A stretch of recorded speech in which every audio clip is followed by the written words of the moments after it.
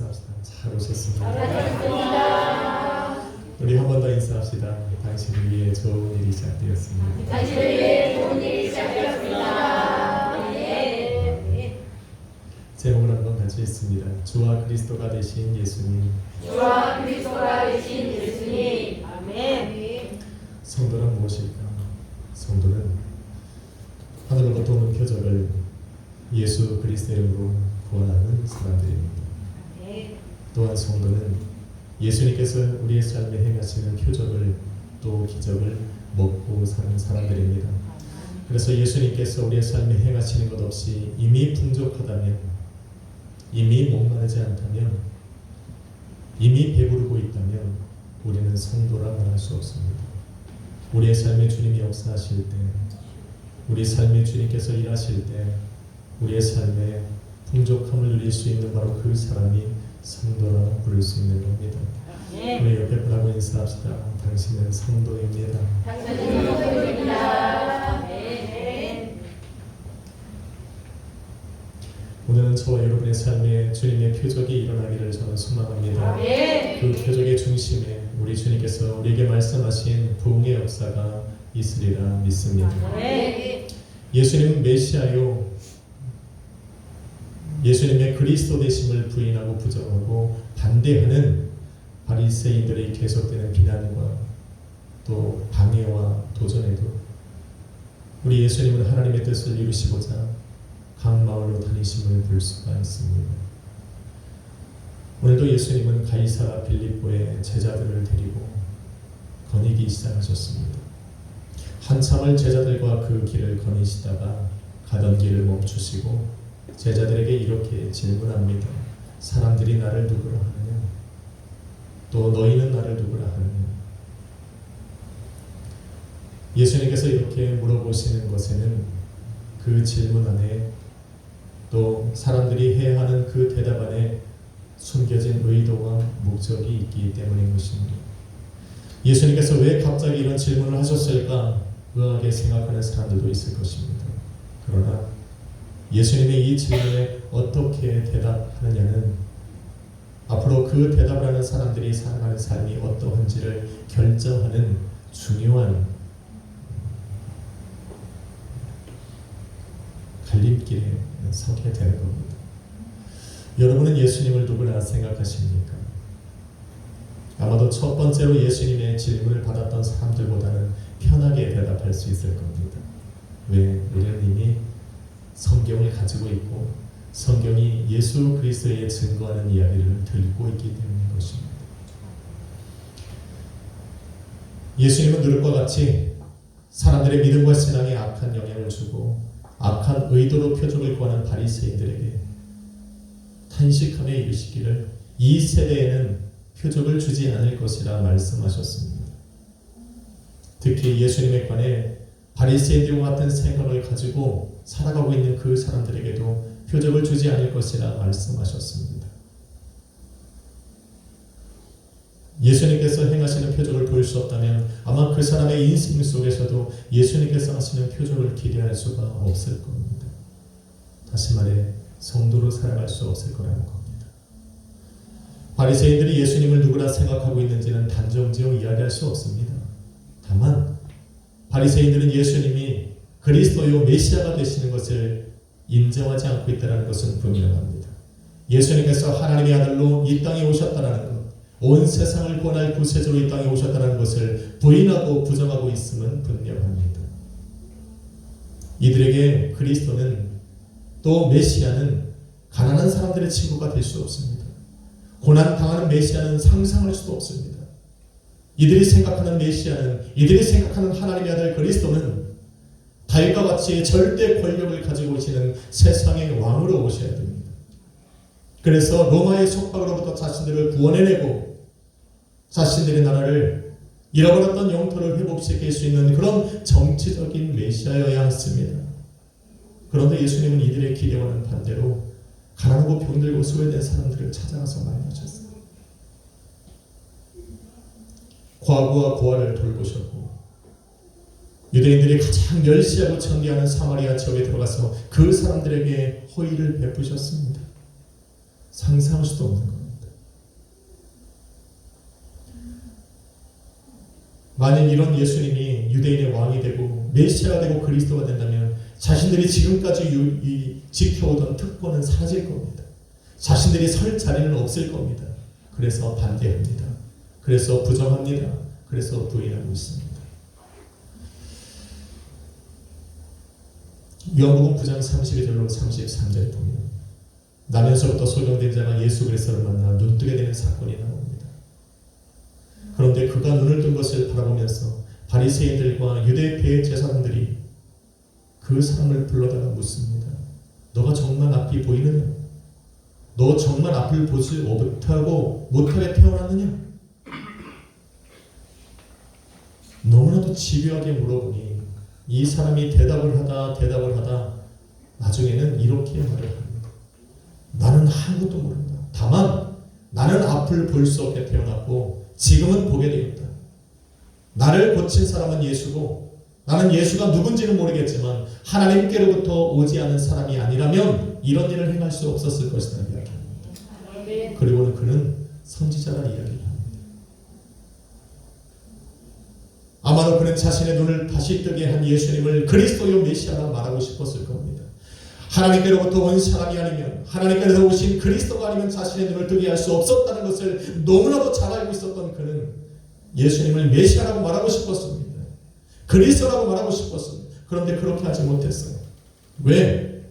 요한복음 9장 22절에 보면 누구든지 예수를 주라 시인하는 사람, 누구든지 예수를 그리스도다 시인하는 사람들은 유대교에서 출교시킬 것이라고 그들이 맹세했기 때문입니다. 여러분, 출교를 당한다라고 하는 것은 사회에서 고립되는 겁니다. 추방당하는 겁니다. 함께 살아갈 수 없는 겁니다. 자신이 속한 그 그룹에서 왕따를 당하는 겁니다. 그래서 두려운 겁니다. 그래서 그리스도라 메시아라 말하지 못하고 선지자라고 말합니다. 엄청난 기적을 체험하고도 그 입술을 열어 그리스도라고 말하지 못하는 이런 사회적인 분위기 속에서 예수님이 사람들이 나를 누구라 하느냐, 너희는 나를 누구라 하느냐 물어보시는 것은 단순한 대답 그 이상의 것을 요구하고 있는 겁니다. 또 우리들에게 하는 그 대답이 아주 가장 중요한 것들과 연관되어 있기 때문에 물어보신 겁니다. 이 질문에 답을 한다는 것은 첫 번째로 구원과 연관되어 있습니다.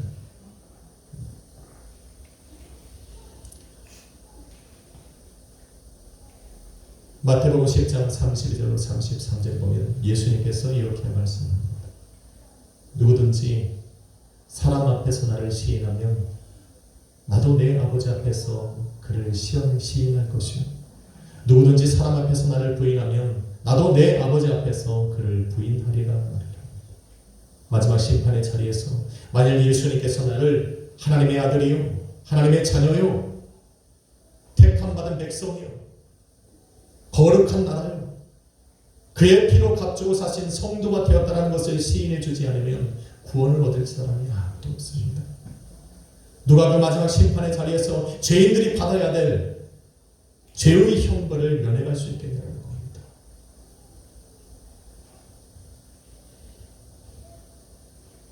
그래서 이 질문에 답하는 것은 굉장히 중요합니다. 그런데 본문 28절에 보니 사람들이 이렇게 말합니다. 예수는 세례 요한이요, 더러는 엘리야요, 더러는 선지자 중에 한 명이라 대답을 합니다. 이들로서는 최고의 대답을 한 겁니다. 바리새인들과 유대의 장로들이, 대제사장들과 서기관들이 그들의 심기를 불편하지 않게 만드는 상황에서 가장 최고의 대답을 지금 하고 있는 겁니다. 당시에는 세례 요한은 유명한 사람이었습니다. 엘리야는 사람들에게 존경을 받는 사람이었습니다. 마지막 때에 반드시 나타나야만 하는 아주 중요한 인물이었습니다. 선지자라고 하는 것은 하나님의 말씀을 배워라는 자로서 가장 예수 그리스도를 추대하여 높인 말이 바로 세례 요한이요, 엘리야요, 선지자 중에 한 사람이었습니다. 그런데 예수님께서는 지금 그들에게 최고의 대답을 기대하시는 것이 아니라 유일한 대답을 기다리고 있는 겁니다.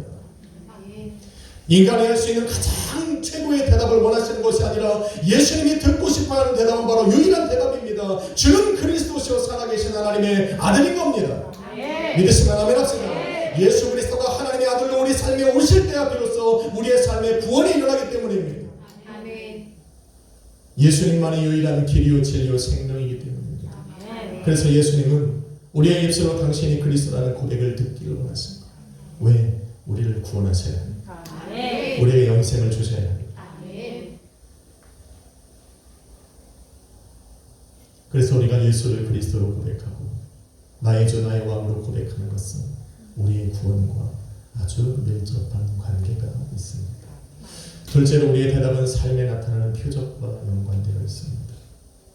서두에 말씀드린 것처럼 성도란 예수님께서 행하시는 표적을 먹고 사는 사람들입니다. 예수님께서 우리를 통해 일하시는 그 일하심을 통해서 하루를 살아가야 하는 사람들이 성도입니다. 예수님은 하늘로부터 오는 표적을 구하는 바리새인들에게 단식하시며 이 세대에는 표적을 주지 않을 것이라고 말씀하셨습니다. 누가 이 세대입니까?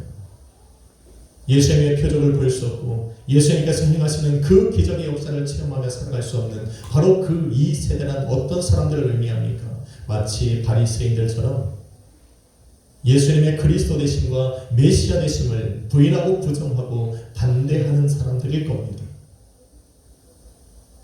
또 바리새인들처럼 예수 그리스도의 메시아 되심과 그리스도 되심을 부인하고 부정하고 인정하지 않을지라도 자신의 입으로 예수 그리스도를 주라 시인하지 못하는 사람도 바로 이 세대에 포함됩니다. 예수님께서 하신 공생의 사역을 하시면서 이미 하신 말씀을 통해 행하신 표적들을 통해서 이미 예수가 그리스도라는 것을 이미 알고 있음에도 불구하고 그 입으로 예수를 그리스도라 시인하지 못하는 그 사람들은 표적을 볼 수 없는 이 세대에 속한 사람들입니다. 한 걸음 더 나아가 바리새인들이나 다른 유대교 사람들에게 어느 정도 타협 가능한 대답을 찾는 사람들, 그들에게 심기를 불편하게 하지 않는 사람, 세례 요한이나 엘리야나 선지자 중에 하나라고 대답하는 바로 그 사람들도 이 세대의 사람들입니다. 요즘에는 모든 종교가 같다고 이야기합니다. 힌두교나 유대교나 천주교나 기독교나 이슬람이나 다 똑같은 종교고 동일하게 하나님께로 나아가는 방법이 다를 뿐 하나님께로 나아가는 다 같은 종교라 이야기합니다. 바로 이런 사람들을 의미합니다. 이런 사람들이 어떻게 예수 그리스도를 통해서 구원을 얻습니까? 이런 사람들이 어떻게 예수 그리스도를 베푸시는 그 구원을 체험할 수가 있습니까? 이런 사람들을 통해서 우리 하나님께서 어떻게 예수님께서 어떻게 그들의 삶에 하늘로부터 오는 표적을 행하실 수 있습니까? 불가능합니다. 구원은 바로 예수 그리스도 한 분을 통해서만 이루어집니다. 아멘. 이들이 아무리 유명하고 최고의 사람들일지라도 세례 요한과 엘리야가 또 다른 선지자 중에 한 명이 아무리 세상에서 뛰어난 사람이라 할지라도 이들이 하늘로부터 오는 표적을 그들에게 보여주고 그들의 삶 속에 행하였을지라도 죽었던 사람에게 생명을 불어넣고 그들을 부활에 동참시키고 그들의 죄를 사하고 구원에 이르게 하는 것은 바로 예수가 우리의 삶에 하나님의 아들 그리스도로 임재하실 때뿐입니다. 아멘. 믿으시면 아멘 합시다. 아멘. 그래서 예수님께서 하나님의 아들 그리스도요 저와 여러분의 삶에 주요 나의 왕으로 임재하실 때만이 비로소 우리는 하나님의 나라가 되고 우리 주님이 우리를 통치하고 지배하고 다스리게 될 것입니다. 아멘. 주님께서 통치하고 지배하고 다스리셔야 우리의 삶의 변화가 일어납니다. 아멘. 최소한 믿음을 가진 우리는 내 삶의 왕으로 모셔야 되는 분은 세상에 하찮은 사람을 나의 삶의 왕으로 모시면 안 돼요. 최소한 만왕의 왕이요 만주의 주가 되신 예수 그리스도를 나의 왕으로 삼아야 세상 것들이 우리의 삶에 간섭을 못하죠. 아멘. 그래야 마귀가 우리의 삶을 방해하지 못하죠. 아멘. 그래야 우리가 하나님 앞에 담대히 서서 주의 하늘로부터 오는 표적을 구할 것 아닙니까? 아멘. 예수를 그리스도로 영접하십시오. 그리고 고백하십시오. 여러분의 삶에 우리 하나님께서 마음껏 일하실 수 있도록 예수님께서 우리의 삶에 찾아오셔서 우리를 통치하고 지배하고 다스리심으로 우리의 삶을 마음껏 변화시켜 가실 수 있도록 우리는 그렇게 고백을 해야 될 줄로 믿습니다. 이렇게 믿음으로 세상을 두려워하지 않고 세상과 역행할 수 있는 바로 그 사람을 통해 예수님은 세상의 상식과 경험과 지식을 넘어 우리의 삶에 역사하시는 겁니다. 마지막 세 번째는 예수님을 그리스도라 시인한 사람들이 갖는 복입니다. 복과 연관이 되어 있습니다. 베드로를 통해 주님께서 기대하고 기다리셨던 주는 그리스도시로 살아계신 하나님의 아들이라는 고백을 듣게 됩니다. 그 고백을 들으셨을 때 주님은 베드로에게 이렇게 말씀하셨어요. 바요나 시몬아, 내가 복이 있도다. 그리고는 그가 받을 복에 대해서 마태복음 16장 18절 19절에 기록해 놓으셨습니다. 함께 읽어보겠습니다. 시작. 또 내가 내게 이르노니 너는 베드로가 내가 이 반석 위에 내 교회를 세우리니 은부의 권세가 이기지 못하리라. 내가 천국 열쇠를 내가 주리니 내가 땅에서 무엇이든지 매면 하늘에서도 매일 것이요 내가 땅에서 무엇이든지 풀면 하늘에서도 풀리리라 하시고. 아멘. 예수님을 그리스도로 영접하고 입으로 시인할 때 그 사람은 예수 그리스도의 몸된 참 교회가 되는 겁니다. 예수 그리스도의 몸된 참 교회가 될 때야 비로소 은부의 권세를 이길 수 있습니다. 사망의 권세를 이길 수가 있습니다. 전국 열쇠를 받아서 우리의 삶을 가로막고 방해하고 장애를 일으키는 모든 원수의 일들을 묶어버릴 수가 있습니다. 또한 천국 열쇠를 통해서 하나님의 선하고 아름답고 완전하신 뜻을 우리의 삶에 마음껏 펼쳐 놓을 수가 있는 겁니다. 여러분, 우리는 그런 특권을 가진 사람입니다. 예수 그리스도 나의 주나 나의 그리스도라 시인한 바로 우리들은 그런 특권을 가진 사람들입니다. 예수님께서는 너는 베드로라 말씀하셨습니다. 그의 이름은 바요나 시몬이었지만 예수님께서 그 고백을 받으시며 그를 베드로라 부르셨습니다. 그의 본질을 찾아준 겁니다. 그의 새로운 삶을 말씀해 주신 겁니다. 이전에는 나는 내가 나로 살아야 되는 줄로 알았습니다. 내 이름은 황대현인데 황대현으로 살아야 될 줄 알았습니다. 부모가 내게 주신 그 이름으로 내 운명대로 살아야 되는 줄로 착각하며 살았습니다. 그런데 예수 그리스도 나의 주 나의 하나님으로 나의 그리스도로 영접하는 순간 우리는 베드로와 같이 예수 그리스도의 참 교회로 변화되는 모습을 볼 수가 있는 겁니다. 우리가 예수 그리스도 나의 주 나의 하나님으로 영접하는 그 순간 예수님 우리를 바라보시는 것은 더 이상 황기현인 내 인간의 모습이 아닌 예수 그리스도의 몸된 교회였다라는 겁니다. 왜? 역사하시고 내 인생의 머리가 되시고 내 인생의 주인이 되셔서 주의 나라와 통치와 지배의 다스림을 받으셨게 하셔서 은부의 권세를 이기시고 싶으시니까 내 삶 속에 하나님의 뜻하신 모든 일들을 내 삶 속에 마음껏 이루어가시기를 원하시니까 나를 교회라고 부르시는 겁니다. 그게 저와 여러분의 본질입니다. 그래서 우리는 괴로워하고 슬퍼하고 아파하는 것을 내 인생의 운명처럼 받아들이면 안 됩니다. 예수 그리스도를 영접하면서 우리는 생각을 바꿔야 됩니다. 우리는 그런 인생을 바꿀 수 있는 사람들로 변화되었습니다. 이제는 내가 사는 것이 아니고 내 안에 계신 그리스도가 사는 것입니다. 여러분, 그 자신감을 좀 가져야 돼요. 내 인생 어렵고 지금까지 실패하고 낙마하고 살아왔지만 지금부터는 내가 내 예수 그리스도를 나의 참 구주로 영접하는 순간 우리는 교회가 되는 겁니다. 그래서 주님이 하셨듯 우리는 세상을 변화시키고 하셨습니다. 아픈 것이 우리에게 주신 삶이 아니라 여러분 제 얼굴이 좀 흉할 거예요. 방송으로 보고 있는 우리 가족들이 놀랐을 겁니다. 제가 조그만 수구도 타다가 넘어졌습니다. 저한테 말을 못하실까봐 제가 미리 공개하는 거 얼굴 다 깠습니다. 저한테 물어보실까봐 미리 공개하는 거고 우리 자녀들이 실시간으로 보고 캐나다에 있는 분들이 놀라실까봐 미리 얘기하는 겁니다. 이게 제 본래 얼굴이 아닙니다. 이 시간까지 얼굴 하나 믿고 살았는데 하나님이 얼굴마다 지셔서 이제는 낮아질 때도 없습니다.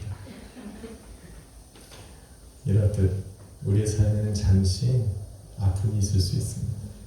그런데 이게 우리의 본 모습은 아닙니다. 우리의 삶에 고난이 있을 수 있습니다. 우리의 본 모습이 아닙니다. 그러니까 예수 그리스도가 우리 안에 찾아와서 하시는 그 순간 우리의 본 모습은 교회로 변하게 됩니다. 사랑하는 성도 여러분, 예수님께서 너희는 나를 누구라 하느냐 물으신 것은 당신이 높임 받으시려고 하는 이유가 아닙니다. 우리에게 믿음을 주셔서 믿음을 가진 우리의 삶에 마음껏 일하시기 위한 것입니다.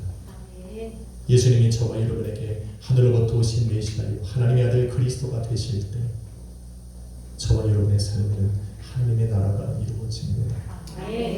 세워진 그 나라 가운데 우리 주님이 좌정하셔서 주의 권세로 통치하고 지배하고 다스리셔서 우리가 기도하는 모든 것을 응답하시고 세상이 알 수 없는 그런 놀라운 기적과 표적으로 우리의 삶에 나타내 보이시는 겁니다. 그래서 기도하는 성도는 하늘로부터 오는 표적을 오늘도 구하고 살아가는 성도는 인생을 건 믿음의 고백을 드려야 됩니다. 출교를 두려워하지 말고 세상이 우리를 뭐라 할지라도 담대하게 입술을 열어서 주는 그리스도시여 살아계신 나의 하나님이라 고백하는 성도가 되어야 합니다. 쉬울 것 같지만 참 쉽지 않습니다. 요한복음 12장 42절에 보면 유대 관리들 중에도 예수님을 믿는 사람들이 많았지만 입으로 시인하지 못했다는 겁니다. 왜냐하면 출교를 당할까 두려웠기 때문이랍니다. 두렵습니다. 자신이 속한 그룹에서 예수님 때문에 소외당하는 것, 예수님 때문에 외면당하는 것, 예수님 때문에 왕따를 당하는 것이 걱정이 되고 신경이 쓰입니다. 그래서 입술 열어 말하지 못합니다. 그러나 우리 주님께서는 우리의 입술로 요구하고 계십니다. 너희는 나를 누구라 하느냐. 베드로는 이러한 출교를 두려워하지 않고 담대하게 주는 그리스도시요 살아계신 하나님의 아들이라 고백을 했습니다. 예수님께서는 그가 고백할 수 있었던 이유는 바로 하늘에 계신 내 아버지께서 내게 알려주셨기 때문이라 말을 합니다. 그래서 우리 성도들도 세상 앞에 담대하게 고백할 수 있습니다. 예수 그리스도 앞에 담대하게 주는 그리스도시요 살아계신 하나님의 아들이라 고백할 수 있습니다. 왜요? 우리가 믿을 때에 우리 안에는 성령이 찾아와 그러시고 성령이 오늘도 우리 가운데서 고린도전서 12장 3절에 이런 것 같이 성령이 아니고는 누구든지 예수를 주라 고백할 수 없느니라. 성령이 아니고는 누구든지 예수를 그리스도라 시인할 수 없느니라 말씀하셨기에 우리 안에 찾아오신 성령은 우리가 예수가 바로 그리스도요 하나님의 아들이라 우리에게 알려주시기 때문입니다. 한 주간 살아가며 여러분 기회가 닿는 대로 입술로 시인하십시오. 아침에 눈을 뜨면 가장 먼저 해야 되는 일은 바로 주는 그리스도시요 살아계신 하나님의 아들이라 고백하는 겁니다. 그렇게 고백하고 시작한 하루는 그렇게 하루하루가 이어진 한 주는 성령 하나님께서 일하시고 예수님께서 통치하고 지배하고 다스리시는 그 나라가 될 것입니다. 오늘도 이러한 놀라운 은혜 가운데 머무시는 복된 한 주가 되시길 주님이 이 땅에 다시 오시는 날까지 이러한 고백이 여러분의 입술에서 끊어지지 않기를 예수 그리스도의 이름으로 간절히 축원합니다. 기도하겠습니다. 거룩하신 아버지 하나님 감사합니다. 부족한 우리의 입술을 열어 주는 그리스도시요 살아계신 하나님의 아들이요 나의 주 나의 하나님이요라고 고백할 수 있게 하심을 감사합니다. 이러한 고백이 우리의 삶에 끊어지지 않게 하여 주옵소서. 주님이 땅에 다시 오시는 그때까지 날마다 이 입술로 주의 고백을 주님께 고백을 드리며 살아가는 복된 성도요 하나님의 자녀가 되게 하여 주옵소서. 감사드리며 예수 그리스도 이름으로 기도했습니다. 우리 찬양 가운데 주님께 영광 돌릴까요? 주님 다시 오실 때까지 우리는 이런 믿음의 길을 걸어가겠습니다. 주님 다시 오실